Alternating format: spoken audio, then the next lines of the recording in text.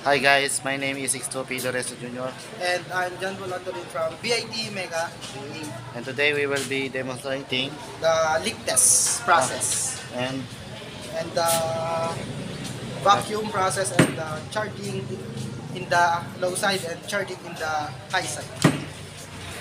first we will demonstrate my companion Paul Antolin, the leak test. First he put the Gauge in gauge valve in the low side. Then and another hose naman is pupunta sa the vacuum. the vacuum. Then we will visually inspect the aircon if has a leak test. Before we do the leak test, we should to close this. Then open the compressor. Then open this. And makikita nyo po dito yung pressure dun sa may mga copper tube. Tapos dun na natin sasagawa yung leak test. First, dapat meron tayong tubig ng sabon. Then put the sponge. Then pupunasan natin dito para malaman natin yung mga Kung may leak test. Leak ba sa mga copper tube. Next, we will demonstrate on how to vacuum process. First, we will put this blue gauge in here. Then another gauge hose naman dito.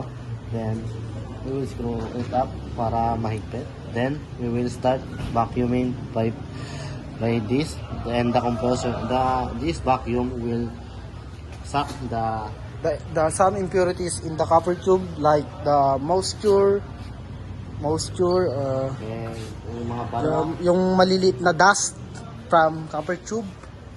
And after ma-vacuum, we proceed in the charging of low side and charging of high side. And after leak test and vacuum test or process, we will demonstrate naman on how to charge at low and high side sprayer. Let's start. Go! First, we will put this in the back.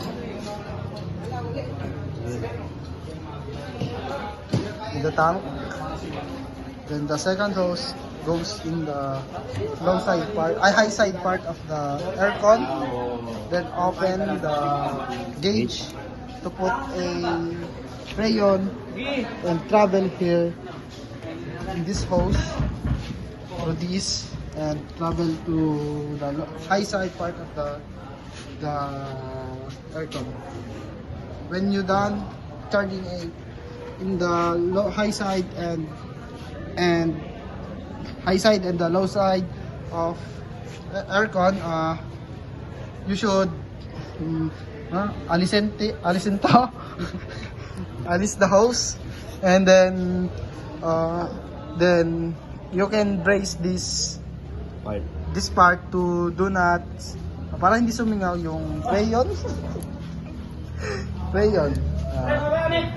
Now we proceed in the charging of low side and high side. First, we do the charging in the low side.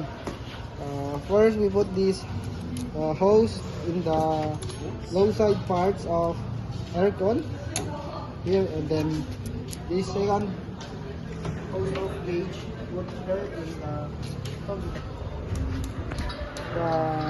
tank of rayon. Then screw it. Then after that, we open this. Then the rayon, open this. Then the rayon travel here. Then through travel here in this hose. Then pupunta siya dito sa may sa may copper tube. Ano susunod? And that's all. Thank you guys. Thank you for watching, and yun lang po, maraming salamat.